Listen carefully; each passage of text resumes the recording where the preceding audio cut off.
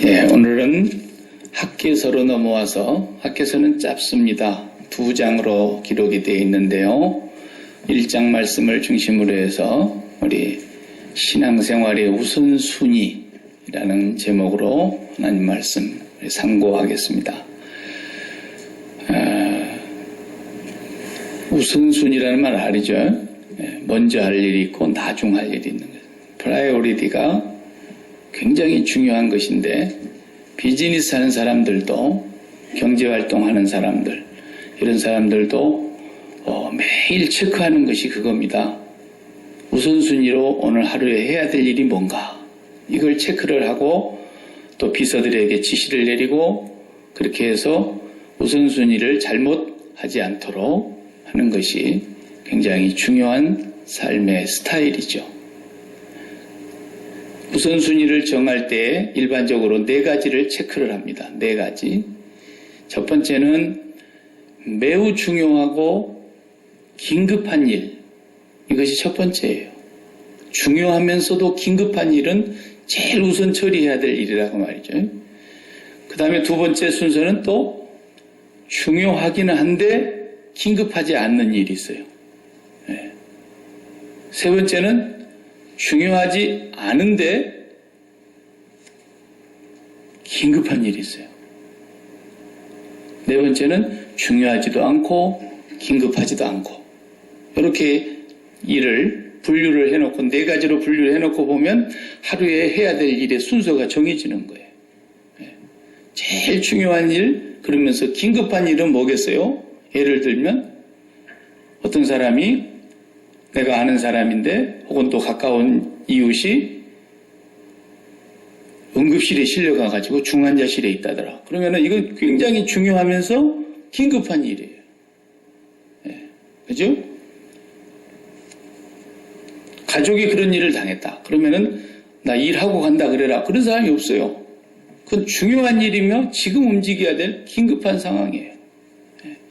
그런데 텔레비전 보는 일 이런 것이 중요하고 긴급한 일이겠습니까? 그런 건 아니라는 거죠.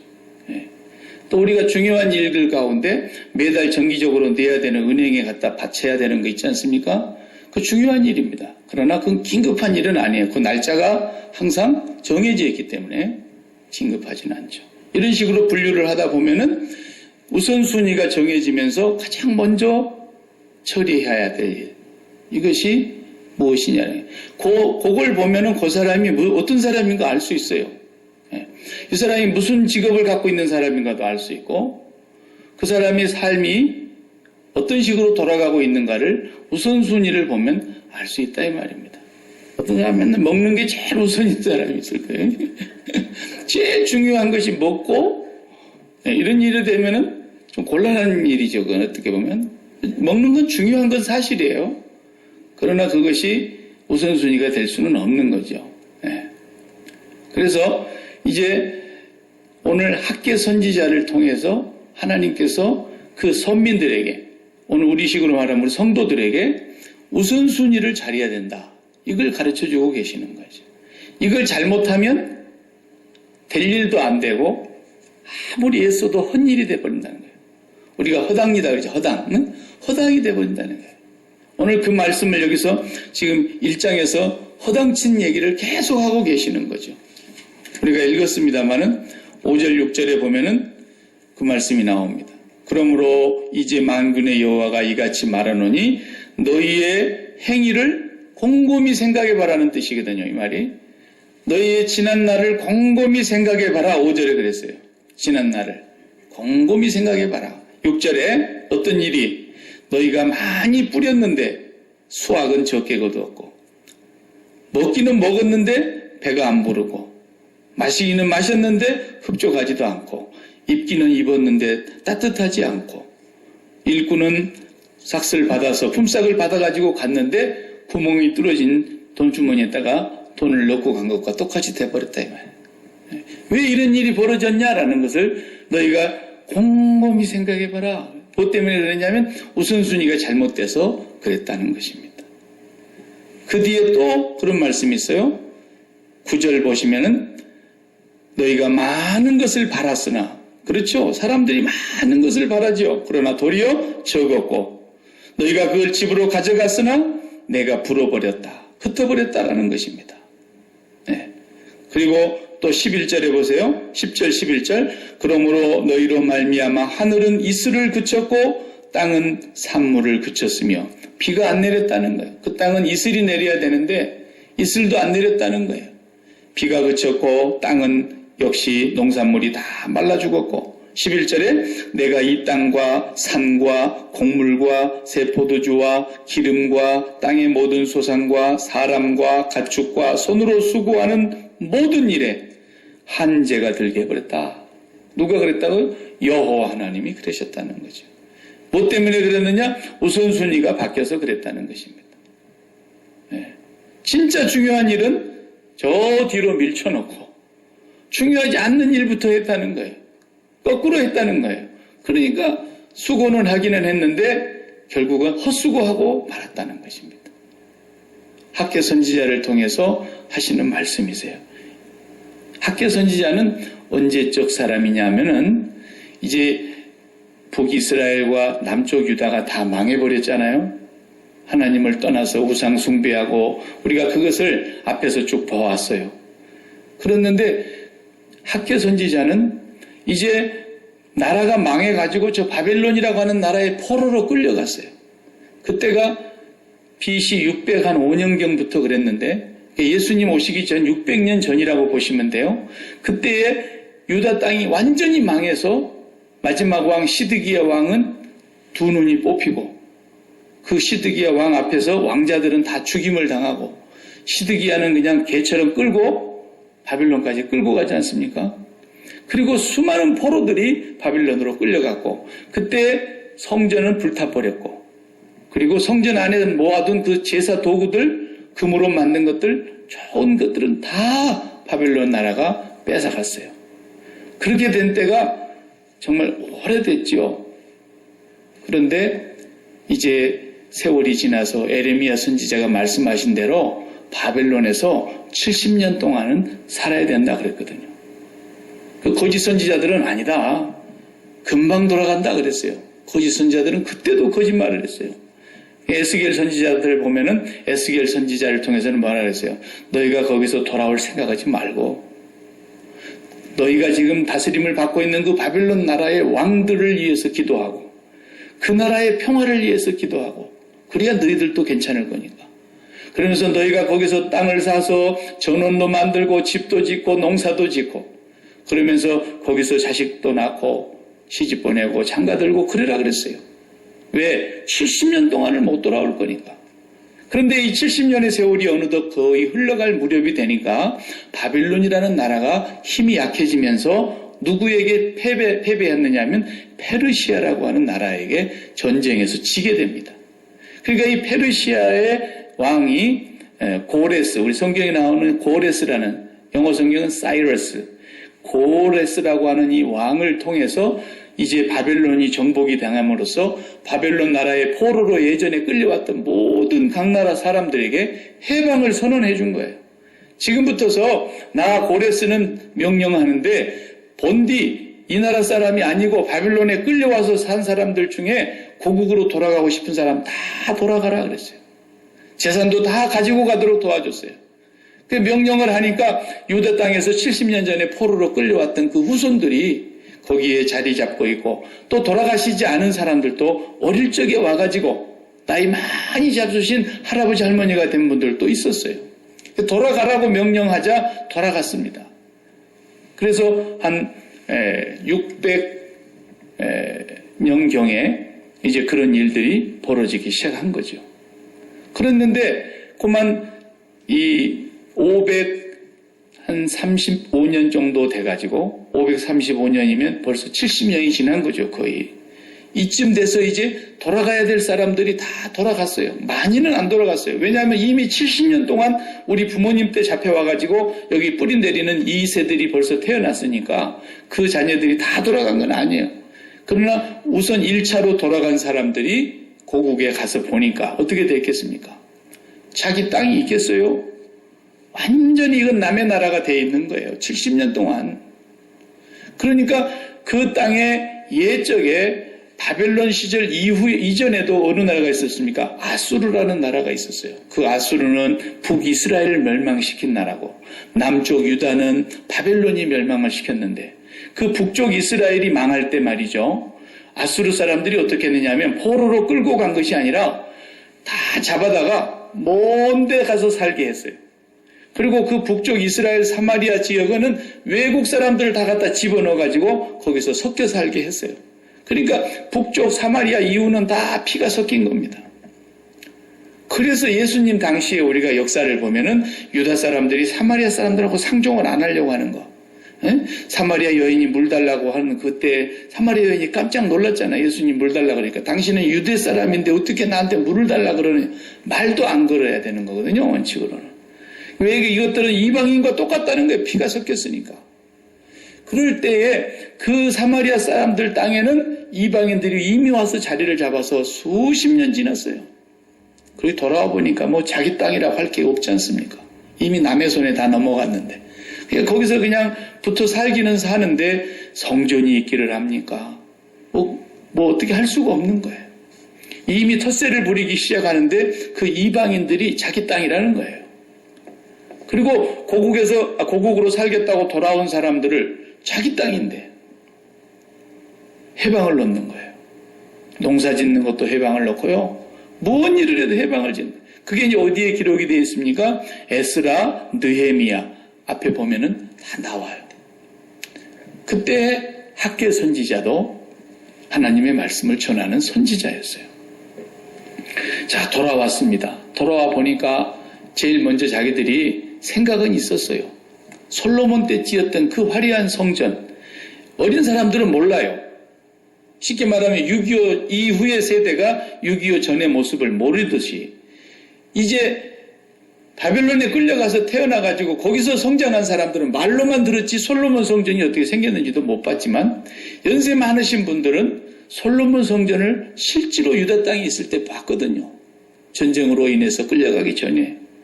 그런데 와서 보니까 성전은 흔적도 없어요. 싹 다 불타버린 데다가 이제 잿더미가 된 곳에 남은 게 없어요. 그 사람들이 돌아와서 처음으로 해야 될 일이 뭐였냐면 성전을 다시 재건하는 일이었단 말이죠.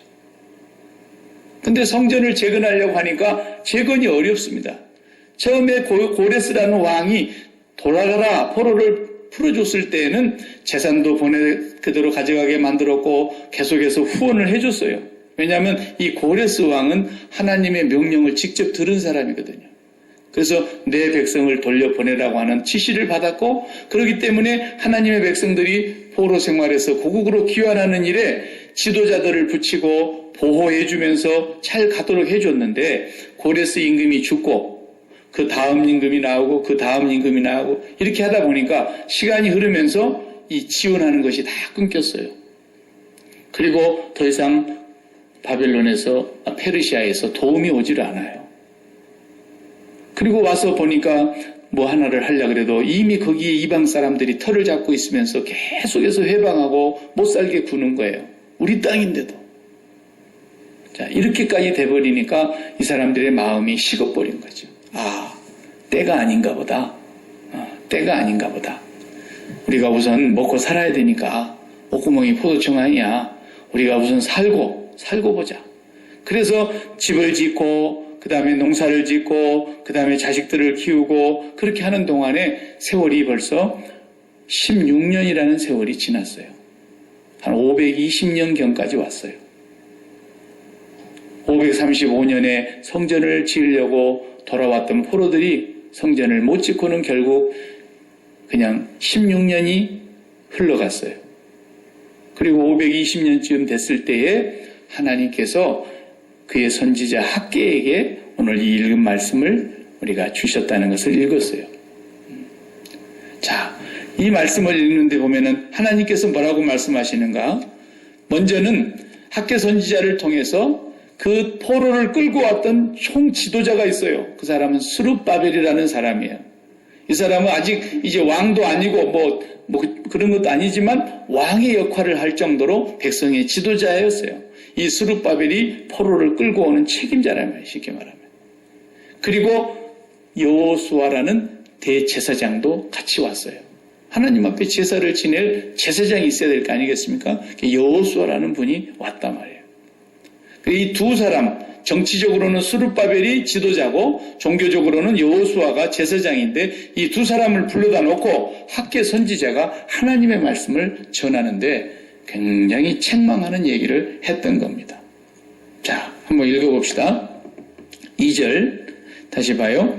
만군의 여호와가 이같이 말하여 이르노라. 이 백성이 말하기를 여호와의 전을 건축할 시기가 이르지 아니하였다 하느니라. 하나님 성전 지키기가 아직 때가 아닌가벼 이랬다는 거예요. 그러자 하나님께서 뭐라 그러셨어요? 선지자 학계를 통해서 4절 이 성전이 황폐하였거늘 너희가 이때에 판벽한 집에 거주하는 것이 옳으냐 그랬어요. 하나님의 성전은 벌써 70년 전에 다 불타버렸지만 너희가 다시 되돌아오게 해준 이 하나님의 계획을 모르고 돌아와서 벌써 15, 16년을 흘려보내면서 너희들은 너희들 집을 그렇게 보기 좋게 꾸며놓고 잘 사냐? 여기 판벽하다고 번역된 말이 아주 아름답게 꾸몄다는 뜻이에요. 그러니까 집들을 훌륭하게 잘 지어놓고 사는데 지금이 그럴 때냐? 그 말이죠. 하나님의 성전은 이렇게 황폐해져 버렸는데 하나님 성전을 지을 생각은 안 하고 이렇게 너희들 집만 그렇게 잘 짓고 잘 가꾸고 사냐 그랬어요. 그래서 5절 말씀하신 거죠. 다시 만군의 여호와가 이같이 말하노니 너희는 곰곰이 너희 행위를 한번 생각해 보라는 거예요. 살펴보라는 거예요. 너희가 그동안 15년을 이곳에 살면서 많이 뿌렸지만 수확이 적었지? 잘 먹는 것 같아도 배부르지 않았지? 마실지라도 흡족하지 않았지? 입어도 따뜻하지 못했지? 일꾼들이 삭스를 받고 돈을 모아도 구멍 뚫어진 전대에다가 마치 동전 담아놓은 것처럼 새 나갔다 이거예요. 왜 그랬는지 아느냐? 너희들이 우선순위가 바뀌었다 이거예요. 왜 성전 짓는 것을 다 뒤로 해버리고 하나님 여호와께서 고레스 왕의 마음을 감동해가지고 너희들을 포로 생활에서 해방시켜 주시고 너희들을 이렇게 후원해주고 그럴 때에 하나님의 계획은 뭐였어요? 스룹바벨과 여호수아 대제사장을 중심으로 다시 예전의 그 영광을 회복하는 것이었어요. 하나님의 선민, 택한 백성들이 돌아가서 다시 젖과 꿀이 흐르는 아브라함과 이삭과 야곱에게 맹세하여 준 그 땅으로 돌아가서 다시 하나님을 섬기는 것으로부터 새 출발. 왜? 그거 잘못해갖고 망했고 그거 잘못해갖고 너희 조상들 때 포로로 끌려갔지 않느냐? 성전 다 불타버렸지 않느냐? 이제 너희가 정신 차려서 다시 하나님을 새롭게 섬기고 하나님의 거룩한 선민의 백성으로서 이제 새 출발을 해야 된다고 내가 회복시키려고 보내놨더니 성전 짓는 일은 다 아직 때가 아니야. 아직 때가 아니야. 그러면서 자기들 집은 잘 짓고 잘 관리하고 열심히 자기들 일에는 충실하더라는 거죠. 그래서 우선순위가 완전히 바뀌어버린 이것을 하나님이 지금 책망하시는 거예요. 왜 너희 집이 황폐했고 너희가 그렇게 열심히 농사 지었음에도 불구하고 너희의 모든 손으로 하는 일들을 내가 이렇게 가뭄이 들게 하고 한재가 들게 하고 소득이 별로 없게 하고 헛수고를 하게 하고 왜 그랬는지 아느냐? 그 이유가 9절 마지막 부분에 내 집은 황폐하였으되 성전은 황폐하였으되 너희는 각각 자기의 집을 짓기 위하여는 빨랐습니다. 네. 이것에 지금 우선순위가 틀렸다는 것을 하나님께서 학계 선지자를 통해서 지적하는 거죠. 우리가 이미 다 알고 있는 바대로 우리 미국을 초창기에 건설했던 그 퓨리탄들이 그 대서양을 건너오면서 질병과도 또 인디언 원주민들과도 여러 가지 악조건 속에서 살면서 우리가 잘 듣고 아는 바대로 어떻게 했어요? 그들은 성전을 제일 먼저 지었다 이거예요. 네. 그리고 우리 백성들이 우리 자손들이 이곳에서 정말 하나님을 말씀대로 바르게 섬기게 해보자. 그 하나의 일념으로 우리가 죽을 힘을 다해서 여기까지 피난을 왔는데 그러면서 학교도 짓고 예배당도 세우고 자기들은 그냥 움막 같은 데서 살면서도 하나님을 섬기는 일에 최우선을 삼았다 이거예요. 그러니까 200년 조금 남은 넘은 나라가 세계 역사에 유례가 없잖아요. 200년 조금 넘는 역사를 가진 나라가 세계를 지배하는 거예요, 세계를. 그런 것도 모르면서 지금 정신 나간 사람들이 말이죠. 그런 걸 모르는 사람은 사실 미국 땅에 살 자격이 없는 거예요. 그러니까 이 트럼프는 그 어떤 면에서 맞는 얘기예요. 그런 걸 모르는 사람들이 미국 땅에 와가지고 미국을 더럽히고 미국을 잘못된 길로 끌고 가고 그러면 안 된다 이거예요. 어제 뉴스를 보니까 참 그래도 감사한 것은 그 바쁜 국정을 하면서 세계를 돌아다 봐야 되는 우리 미국뿐만 아니라 온 세계 돌아가는 걸 신경 써야 되는 대통령인데도 매주 뭐 한다고요? 백악관에서 성경 공부한다잖아요. 장관들 다 불러다 놓고 얼마나 멋있어요. 역대의 그런 대통령이 근래에 어디 있었습니까? 장관들을 다 불러놓고 대통령이 성경 공부를 하는 거예요. 목사님을 모셔다 놓고. 그걸 소문내고 하지 않았는데 그 목사님이 성경 공부 인도하시는 목사님이 인터넷에 페이스북에 자기 홈페이지에다가 그것을 이제 올리면서 기도해달라고 부탁하다 보니까 그 얘기가 그냥 자연스럽게 퍼지게 됐는데 얼마나 감사해요. 대통령이 하나님의 말씀 앞에서 각 장관들을 불러 모아놓고 하나님의 말씀을 배우면서 우리가 다시 예전에 우리 조상들의 미국의 그 모습을 회복해보자고 한다면 하나님은 불쌍히 여기지 않겠습니까? 대통령을 위해서 우리가 기도를 많이 해야 될 것 같아요. 이 우선순위를 우리 예수 믿는 사람들이 놓치면 안 돼요. 지난주에도 우리가 말씀 상고하면서 그랬지 않습니까? 예수를 믿는 사람은 주업이, 메인 잡이 하나님 바르게 섬기는 거라는 거예요. 직업이 없는 사람도 부업이 없는 거예요. 직업이 없는 게 아니고. 부업이 없는 거예요. 직업이 뭔데? 하나님 섬기는 거예요. 리타이어한 사람도 직업이 없는 게 아니에요. 부업이 없는 거라니까요. 하나님 섬기는 게 우리의 주업이기 때문에 하나님 잘 섬기는 것에 우리가 첫째 정성을 쏟으면 그 다음 문제는 하나님에게서 나온다는 거예요. 하나님에게서. 생각도 하나님의 생각이 나를 지배하고 하나님의 지혜가 내게 임하고 하나님의 능력의 손길이 도우시고 그런데 이 우선순위가 바뀌면 너희가 손으로 하는 모든 일에 내가 한죄를 부어버렸다. 한죄를 보냈다는 거예요. 이것을 우리는 잊지 말아야 된다는 것입니다. 또 그러면 또 어떤 소갈머리 없는 목사는 저를 포함해서 봐라 성전을 건축하지 아니하고 자기 집에다가 그냥 쳐바르니까 안 된다 그랬지 않느냐. 빨리 우리가 이 성전 건축하자 또 그래서 예배당 건축을 막 독려하고 그러잖아요. 그건 또 망조예요. 그것은 성경을 몰라도 무식한 거죠. 쉽게 말하면. 여기서 말하는 성전 건축은 오늘 우리가 신약 이후에 성령을 받고 살아가는 하나님의 사람들, 예수 그리스도가 오시기 전 구약시대의 성전의 개념과 지금 예수 그리스도가 이 땅에 오신 이후에 2000년이 지난 지금 시대에 살아가는 사람들의 성전은 뭐예요? 우리 몸이 성전이에요. 우리 몸이. 진짜 성전은 하늘에 있죠. 예수 그리스도께서 성전이시라 그랬잖아요. 요한계시록에 보니까 하늘에 성전이 없더라 그랬어요. 왜? 하나님과 예수 그리스도가 우리의 성전이기 때문에 너희가 이 성전을 헐어라 내가 사흘 만에 다시 세우리라 하실 때 그 성전이 예수님 자신을 가르친 말씀 아니었습니까? 그러면서 예수님은 이제 승천에 가셨고 성령을 보내시면서 이제는 예수를 믿는 너희가 성전이다 그랬어요. 너희 몸이 하나님의 성령이 거하시는 거룩한 성전인 줄을 왜 모르느냐 그랬어요. 그렇기 때문에 우리가 하나님과의 이 관계 구약시대의 성전도 건물이 아니라니까요. 건물로 생각했다가 망한 거예요. 그 사람들이. 솔로몬 성전이 버젓이 서 있었어요. 이 성전만 있으면 우리는 되는 줄 알았어요. 그런데 그 성전에서 뭘 하라고 성전을 세운 것입니까? 법궤를 두었습니다. 거기는 말씀이 있는 곳입니다. 거기에 등불이 있고 떡상이 있습니다. 거기 먹으라고 만들어 놓은 게 아니라 그것은 하나님의 생명의 말씀이 너희의 떡이 될 것이며 그 말씀이 너희의 길에 빛이요 등불이 될 것이기 때문에 거기에 성소에다가 떡상과 등불도 비춰두었습니다. 그리고 앞에 가면 또 번제단이 있었습니다. 그 번제단에서는 너희가 이 세상에 하나님 외에 다른 것을 마음에 품은 모든 것이 죄악인 줄 알고 너희가 번제물로 죽어야 되는데 너희 대신 양을 잡아서 죽이면서 너희의 모든 그런 허물과 죄가 양에게 다 전가된다고 하는 사실을 통해서 너희가 죄에 대하여 죽어야 된다. 이걸 구약시대에 하나님께서 제사법으로 주시면서 결국은 뭐예요? 그 번제단을 거쳐야만 그 피를 가지고 지성소에 들어갈 수 있어서 거기서 하나님을 만날 수 있었다는 거죠. 그러니까 성전의 개념은 구약시대에도 신약과 다르지 않아요. 구약시대의 성전을 왜 주신 것입니까? 하나님과의 만남이라는 거예요. 하나님과의 만남.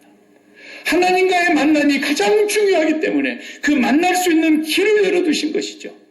그러나 예수 그리스도께서 오셔서는 이제는 손으로 지은 성전이 아니고 사람이 키운 동물이 제사가 되는 제사물이 아니라 손으로 짓지 아니한 하나님의 성소로 당신을 제물 삼아서 거기로 들어가셨기 때문에 이제는 은혜로운 길로 새롭고 산 길을 열어두셨습니다. 무엇으로? 자기 육체로.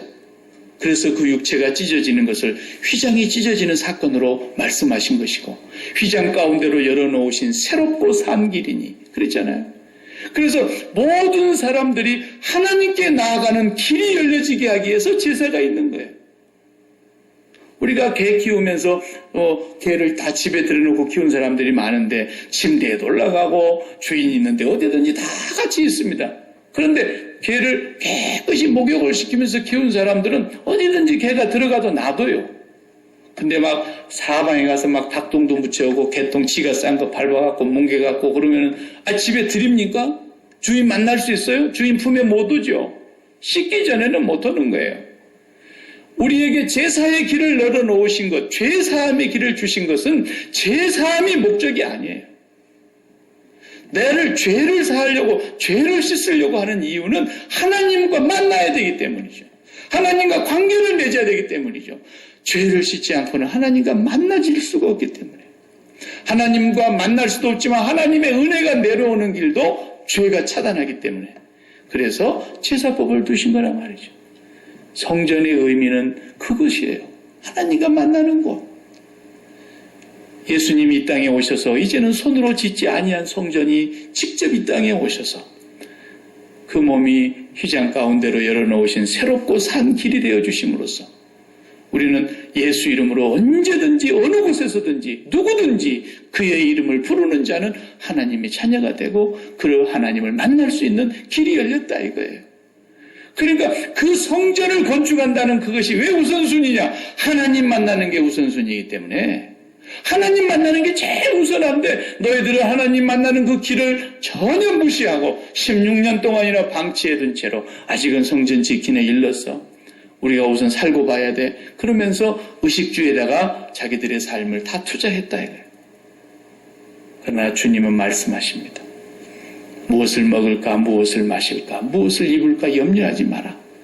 그건 이방인들이나 염려하는 것이지 너희가 하나님의 나라와 그가 기뻐하시는 뜻을 구하면 이 모든 것은 너희에게 더하여 주신다 그랬지 않느냐. 학개 선지자 때도 백성들이 그게 바뀐 거죠. 뒤바뀐 거예요. 우리는 매번 우선순위를 정해놓고도 우선순위 중에서도요, 또 분류를 해보면 쉬운 일이 있고 어려운 일이 있습니다. 중요하면서 급한 일이 쉬울 수도 있지만 어려울 수도 있는 거예요. 중요하고 급한 일을 제일 먼저 해야 되는데 성도에게 있어서 그 중요하고 제일 시급한 제1의 우선순위는 매일매일 아버지 하나님과 교통하는 거예요. 예수 그리스도를 붙잡고 그의 십자가의 공로에 의지하여 하나님의 보좌 앞으로 나아가는 것이죠.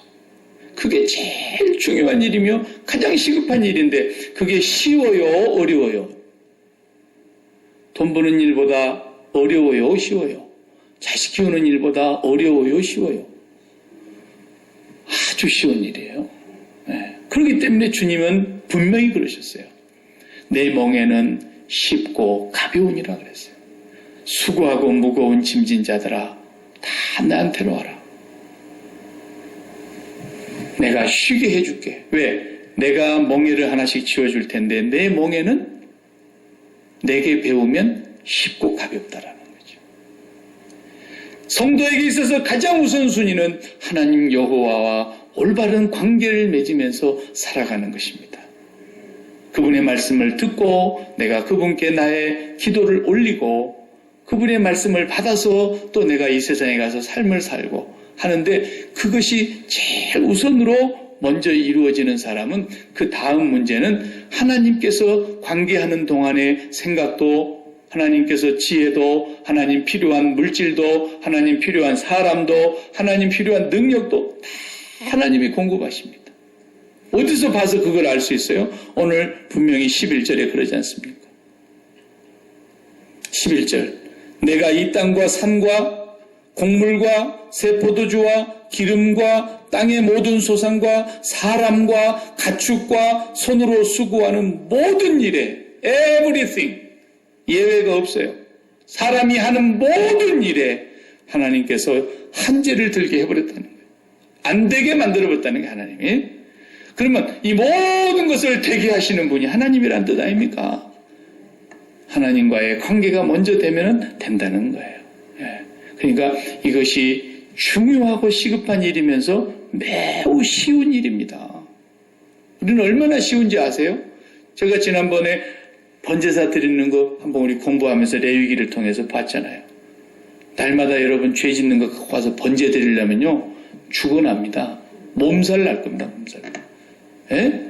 그런데 우리는 그 제사를 다 드리지 아니하고도 은혜로우신 자비로우신 아버지를 만날 수 있도록 새롭고 산 길을 열어두셨습니다. 그의 보내신 자 예수 그리스도를 알고 예수 그리스도를 구주로 믿고 예수 그리스도의 이름을 의지하여 그리스도와 연합하여 그리스도와 함께 십자가에서 이 세상에 대해서는 끝내고 그리스도와 함께 연합하여 하나님 아버지와 매일마다 교통하는 삶이 얼마나 쉬운 길이냐는 거예요. 이런 쉬운 번제가 어디 있어요? 이렇게 쉬운 제사가. 이걸 뭐라 그랬어요? 새롭고 산 제사라 그랬어요. 산 제사. 근데 죽으라고 힘들게 인생을 살면서 죽으라고 안 하는 것이 뭐예요? 제일 쉬운 일을 안 해요. 십자가를 안 바라봐요. 주님의 이름을 부르질 않아요. 기도를 안 해요. 말씀을 먹질 않아요. 그러면 결국은 하나님께서 어떻게 하신다는 거죠? 끝나고 보면 그런 인생을 산 사람은 마지막에 가서 보면 전부 허당이 된다는 거예요. 내 인생 한평생을 헛살았구나. 헛살았구나. 이렇게 되버리고 만다는 것입니다.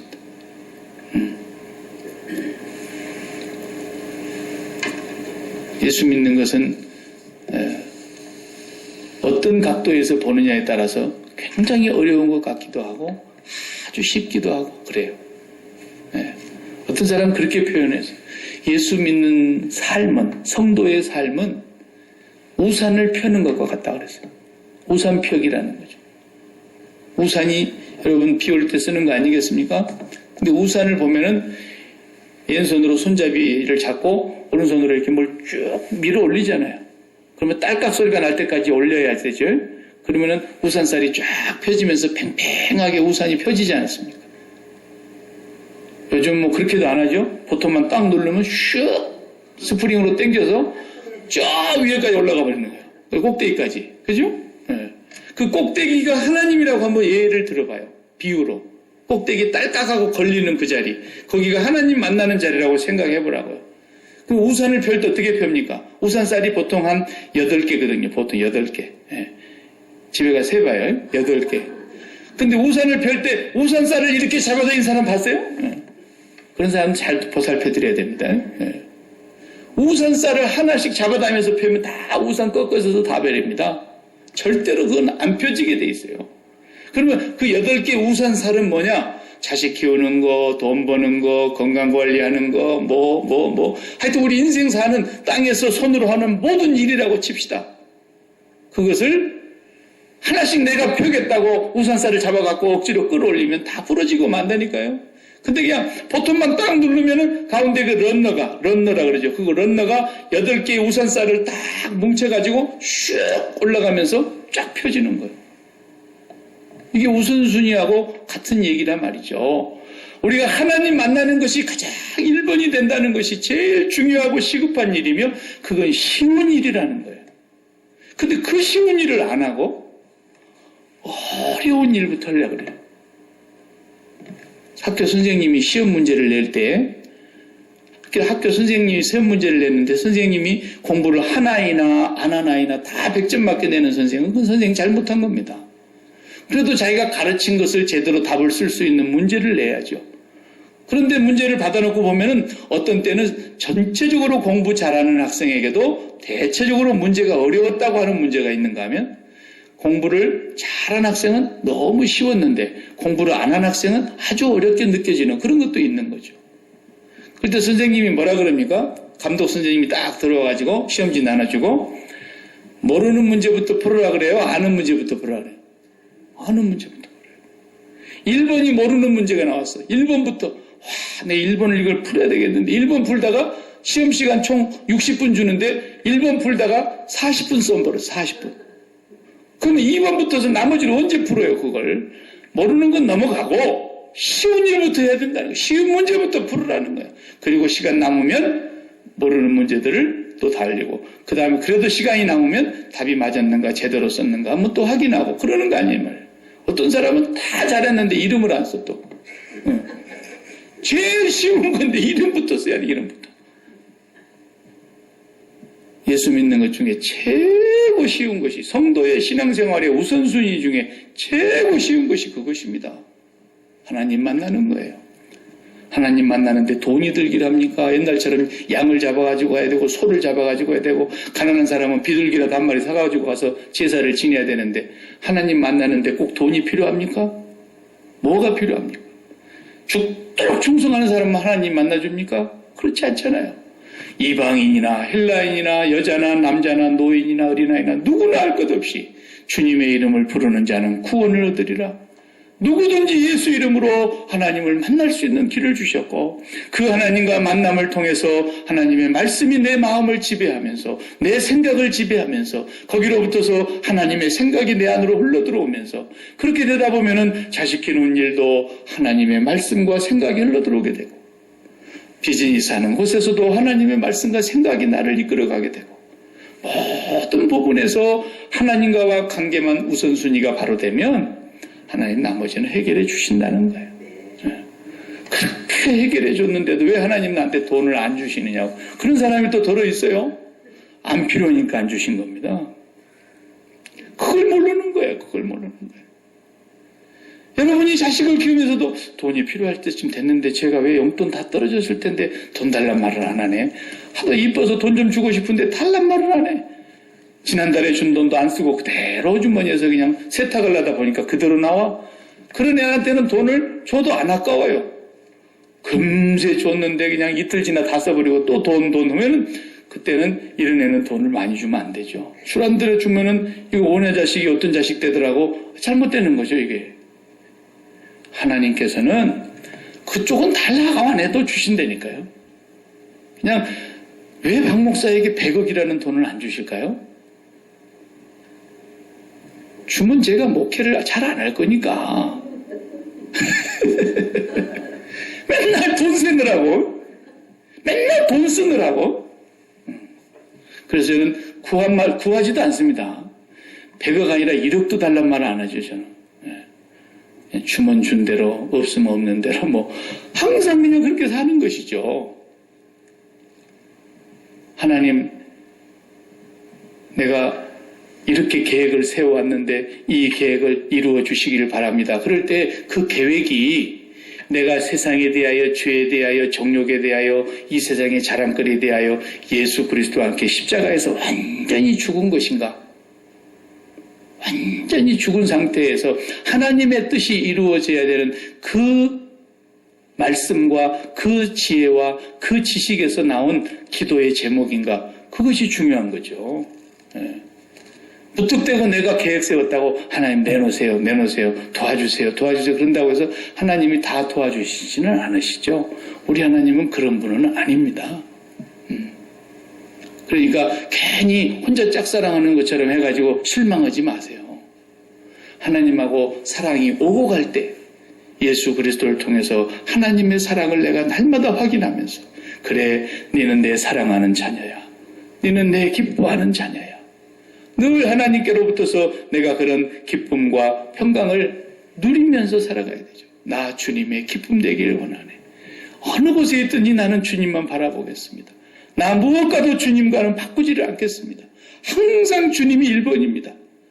그리고 나에게 내 뜻이 이루어지지 않은 것이 있고 내 소원이 다 이루어지지 않은 것이 있어도 나는 그것 때문에 기뻐하거나 슬퍼하는 사람이 아닙니다. 나는 하나님만 있으면 기뻐하며 하나님만 있으면 이미 감사합니다. 하나님 한 분으로 충분히 배부르고 내 잔이 넘치나이다. 그런 관계 속으로 계속 들어가면은 그 하나님께로부터서 하나님의 생각이 나에게로 흘러 들어오게 되고 내가 구하지 아니한 것까지도 하나님은 다 돌보시겠다는 거예요.